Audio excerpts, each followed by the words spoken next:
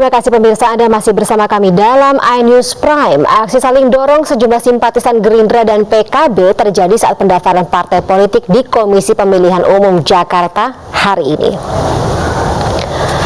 Aksi dorong-dorongan ini terjadi pemirsa saat Ketua Umum Gerindra Prabowo Subianto dan Ketua Umum PKB Muhaimin Iskandar yang hendak memasuki gedung KPU.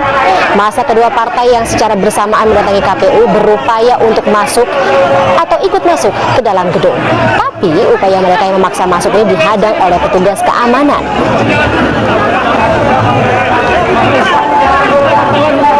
Kericuan ini dipicu oleh sejumlah kader dan simpatisan partai yang tidak punya identitas yang telah disiapkan atau disyaratkan oleh KPU.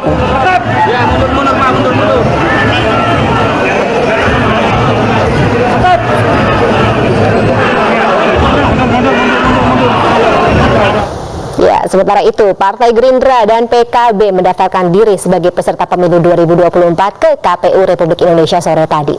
Ratusan massa pendukung kedua partai ini long march dari Masjid Sunda Kelapa menuju kantor KPU. Ratusan simpatisan Gerindra dan PKB ini pemirsa mengenakan seragam partai masing-masing serta membawa atribut partai. Selain itu, pada barisan depan long march terdapat marching band yang menambah meriahnya suasana.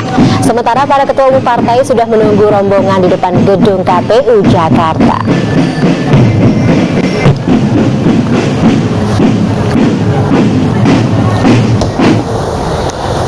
Semakin ramai ya jelang Pilpres 2024 pemirsa. Kita ke informasi selanjutnya. Majelis Hakim Pengadilan Negeri Surabaya menolak eksepsi terdakwa pencabulan Muhammad Subi Azal Sani alias Beci. Meski demikian, Majelis Hakim mengabulkan permohonan kuasa hukum terdakwa untuk bisa menghadirkan Beci secara offline dalam sidang selanjutnya.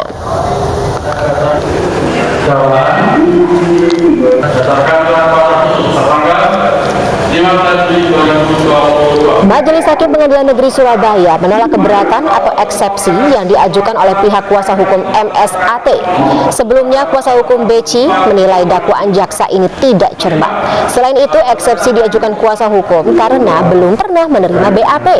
Meski eksepsi ditolak, Majelis Hakim mengabulkan kehadiran terdakwa MSAT di ruang sidang, tetapi tetap dengan syarat harus tertib dan patuh protokol kesehatan.